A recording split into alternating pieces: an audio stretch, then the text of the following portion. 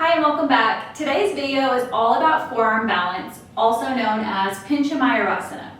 Now today's video is only a tutorial, so we're not going to be warming up the body together. If you are not warm, I recommend pausing the video and warming up your body. I've placed poses in the description box below if you need a little help with what to do. I also have a workout video that is flow to forearm balance, so you can hop over and do the video and then come back for the tutorial.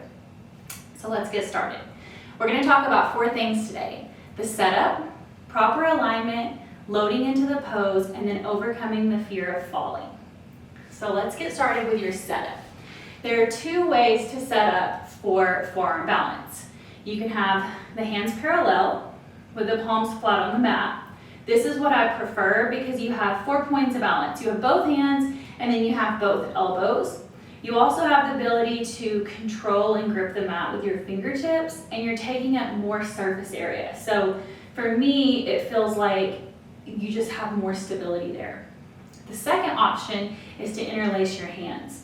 You can have them this way, some people do it this way, some people have this funky way of doing it. I don't know how they do that, but it works for them.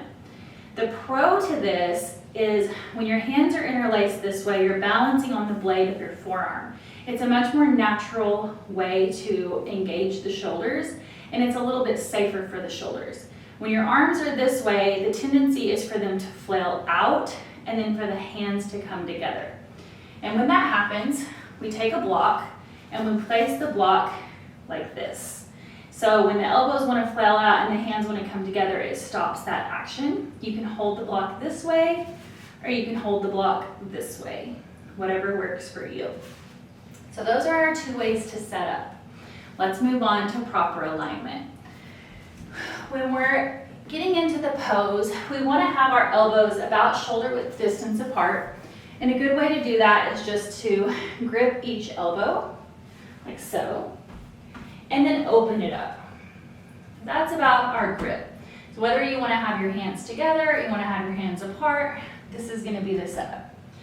Next, you want to shift your weight forward, and in a perfect world, we're going to have the shoulders stacked over the elbows, and then you're going to walk your hips up over the shoulders and take lift off. This doesn't always happen, especially when you're new and you're trying to get up into it. Proper alignment can be a little difficult, and the tendency is for the lower back to arch and to create sort of a banana back. That's okay, it's not the end of the world, it's just something that we need to work on, because when you have the action of stacking your bones, you don't have to be as strong. So when your alignment is proper and it's straight up, you're balancing almost in this weightless position. Let's talk about muscle engagement. When you kick up, you're pressing, or when you don't kick up, when you get up into it, you're actively pressing the mat away through your shoulders. So your elbows are really pressing down into the mat and you're actively pressing back. Engaging through the core, knitting the ribs together. Your glutes are, you're squeezing through your glutes and you're squeezing through your quads and you're pointing through your toes. So the reason you point through your toes is to engage your leg muscles. You want to have this action of everything pulling up, up, up, up, up, up, up.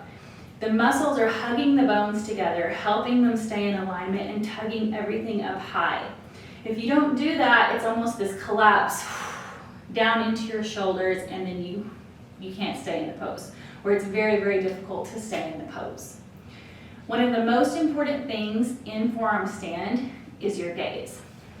The gaze is very important because it's telling you where your head's gonna go. So we get up into our dolphin. I want you to look at my ears and look at where my neck is.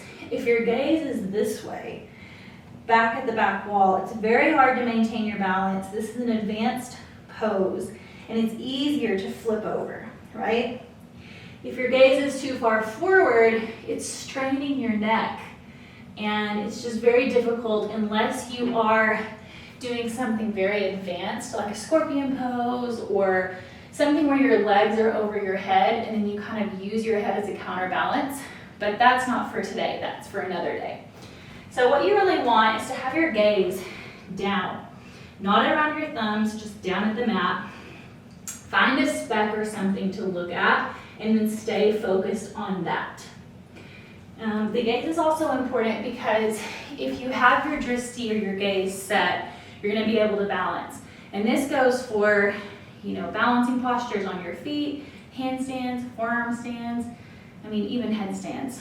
So if you can imagine when you are trying to balance, if your eyes are shifting back and forth like crazy, it's going to be really hard to stay focused. So that's that. I think we've talked about everything to do with proper alignment. Let's talk about loading into your forearm stand. So we have our hands in correct posture. I'm going to take a block, place my hands on the block, come up into dolphin pose. I'm very active through my elbows here. I'm pressing the mat away, engaged to the core, and I'm walking forward. Just as far as I can to stack the hips over the shoulders. Lift one leg up, shift your weight forward with your right toe, and just take lift off. So you're allowing this left leg to even kind of go over your head a little bit because you have the right leg down, balancing it. See if I can get myself into pinch up. And then slowly begin to bring your legs together. Work on stacking the bones, pressing the mat away, pointing through the toes, and come down. That is your forearm stand. Whew. Take a breath. Let me take a breath. Whew. I've been on my head for just a minute there. Anytime you come down, it's always a good idea to rest for a second in child's pose. Let the blood come back. We never want to black out or be dizzy. So now, number 4, the last point, is going to be how to fall.